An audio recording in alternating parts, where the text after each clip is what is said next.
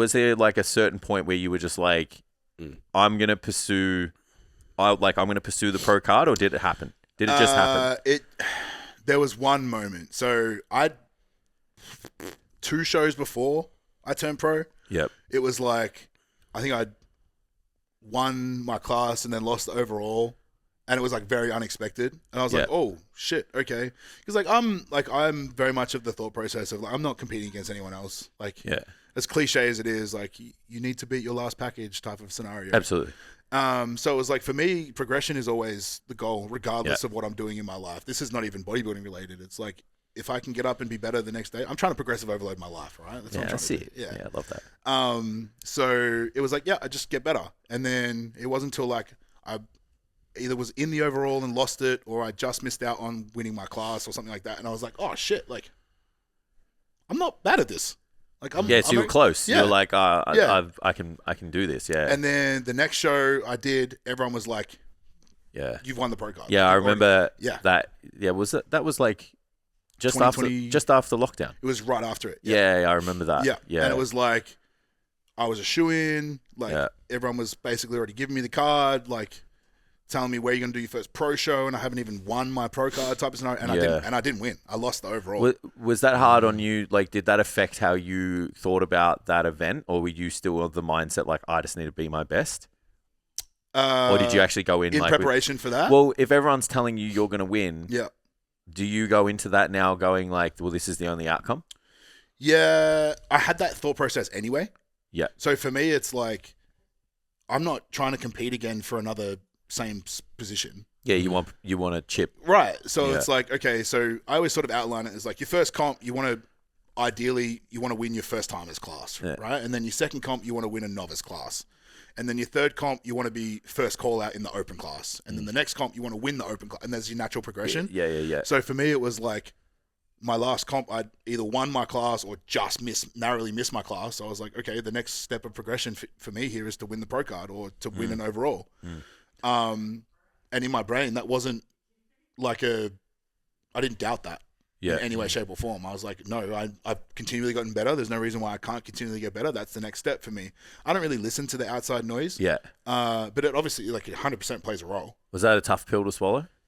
I sat out the back and cried for 20 minutes. Yeah. Bawled my eyes out. Yeah. But was that more because of like just what that meant to you and what you had nothing to do with me. Yeah, okay. Nothing to do with me. So that year, Nationals was in Melbourne. Yeah. 50 people bought tickets and came to the show. Yeah. Because I was going to win. Right. And I didn't win. Yeah, it's hard. How am I going to go and see those 50 people now? Oh, yeah. I know looking back at it. They'd be proud of you, bro. Yeah. Yeah, but when you're in the moment. I get it. When you come off stage not winning the overall, like, how do you go out to everyone and be like, sorry, guys. Like, my bad. Yeah. Even knowing full well, like, I did everything I could. Yeah. I was going to say, do you feel like you fell short in prep, or you nailed it and just wasn't there? Oh, I was perfect. Yeah. Nailed everything. Yeah. And you know what makes it worse is when you come off stage, and everyone's like, oh, I thought you had him. Yeah. Right? Your best circle. Right? Your circle's always. We like, talk about this all the time. Yeah, we talk about this all the time. Our clients, like, they're the most shredded and big. How the fuck did they come second? Not me messaging the boys in the group chat being like, am I inappropriately triggered for this? Like, there's just a bias that you have to the people that you're looking at. And everyone was like, you were robbed or whatever. And I'm like, okay. It's hard. So that kind of crushed me. And then to the point where the next prep I did, I didn't tell anyone. Yeah, I love that. Didn't post a single thing about it. Yeah. Didn't work with the coach, prep myself. Did everything by myself. Nobody knew I was competing. I actually didn't even do the Melbourne qualifier. I did the Perth one. Nice. Yeah. So I just rocked up to the Perth weigh-ins, walked into the Perth weigh-ins. No one will see me out in this other country. But I vividly remember, like, because people sort of knew who I was. Like, they knew that I just missed the pro card or whatever. And, like, I'd obviously improved again. Yeah. So for me, it was like, it shouldn't even be close, right?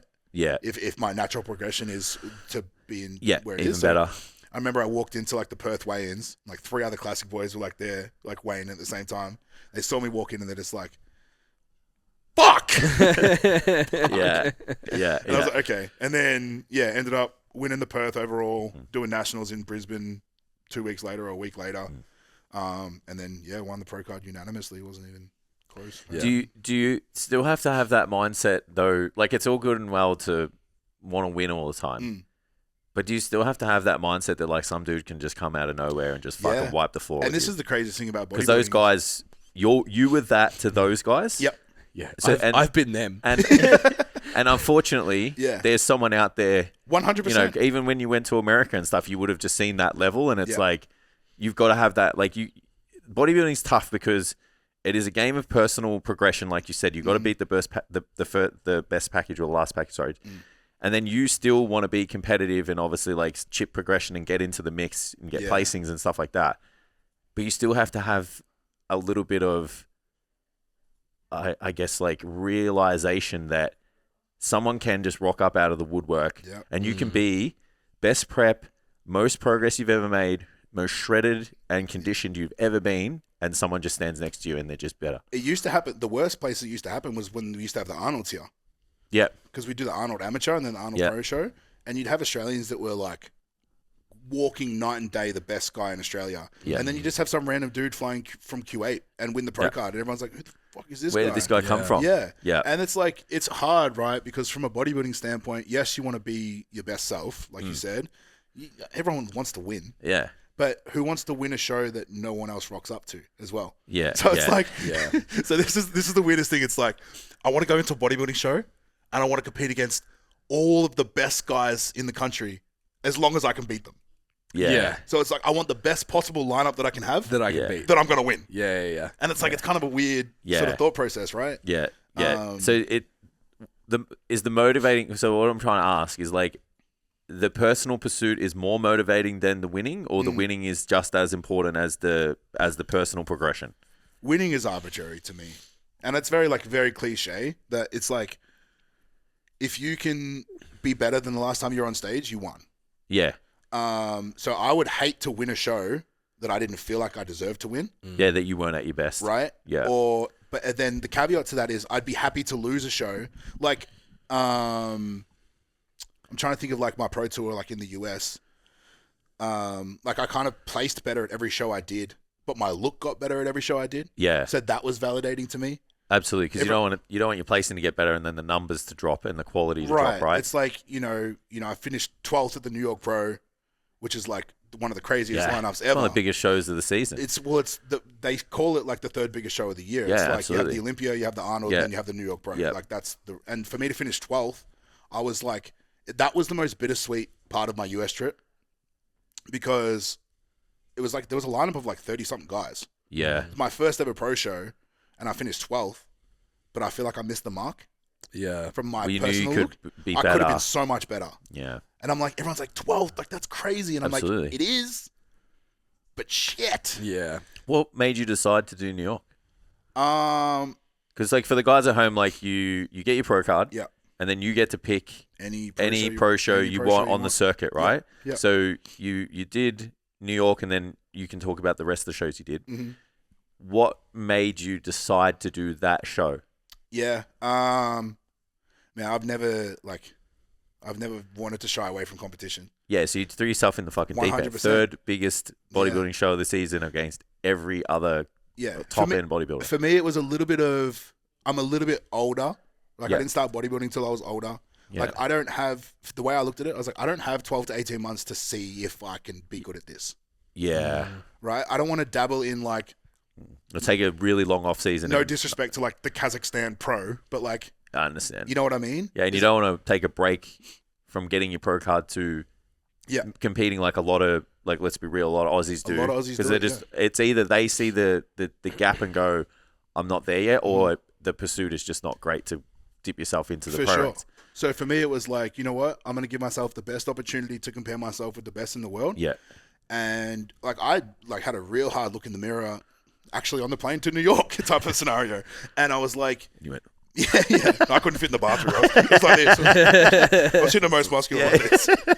And I was like, this is going to be make or break for you. Yeah. Like you're either going to stand on stage against some of the best athletes in the world and you'll be like, this ain't for me. Yeah. Or you're going to stand on stage with some of the best athletes in the world and be like, I don't look out of place here. I belong here. Yeah. And the confidence that gave me, I don't think I would have gotten from doing a smaller, even if I won the smaller show. Yep. Right? the difference from a mental aspect, knowing that I belong in this industry and this sport. Would you take a smaller show and a win, though, to go to the Olympia?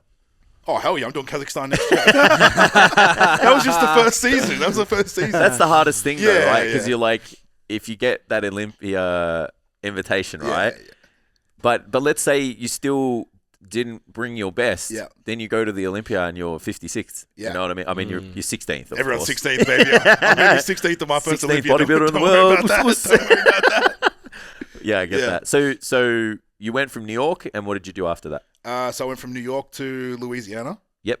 And then went from Louisiana to New Mexico. Yep. And then from New Mexico to Oklahoma. Yeah, and you would say Oklahoma was the best package altogether? I think so. Yeah, and you got third, right? I finished third at Oklahoma, which was... Placing. It's amazing. It was really cool, yeah. Well, like, the placing in a pro show is top 5. That's what I mean, it's huge. So to be like third... Absolutely. And the two guys that I lost to... Didn't they... Well, they were both... have either done the Olympia before or were already qualified. Yeah, that's good, man. And this is like the craziest thing for me is like we watch the Olympia every year from like a fan's perspective and like admiring the guys that are on stage. And like we watched the Olympia this year and I was like, I beat that guy. Yeah, or you're like, I know him. Yeah. I stood right next to him. I stood right next to that guy. That's so cool, man. Right? You're watching it from a competitor standpoint and from like they're my peers. Yeah. And it was like, okay. That's and then wild. Have you ever heard the terminology like bodybuilding math? Yeah. So it's like if one guy beats one guy, then that's how it works. It's like you're better than that guy. So you basically could have been sixth of the guy. So what I'm trying to say is I'm 21st in the Olympia. That's what I'm trying to say. I love bodybuilding math. It leads to so many cool conversations. Because I was like, two guys that I competed against were like, we're in the second call out. Yeah. And I'm like, at the Olympia, the second call out. And then, one guy finished 13th, one guy finished in like the end of the third call out. And I was like, if I finished third and he was second. Yeah. But then another guy that I competed against in New York that did the Olympia. Yeah. So he beat him. So then I'm just there between these two. Yeah. I've got a big Venn diagram at home. Like, it's a big Venn diagram. That meme with the string and shit. That's him. It's me at 3 o'clock in the morning. I'm like, it's like, I need to pump up the God complex. Let's go down to the Venn diagram. Yeah. So yeah, for me it was like challenge myself, make sure that I'm on the right path, and if I keep making progress, then we go from there.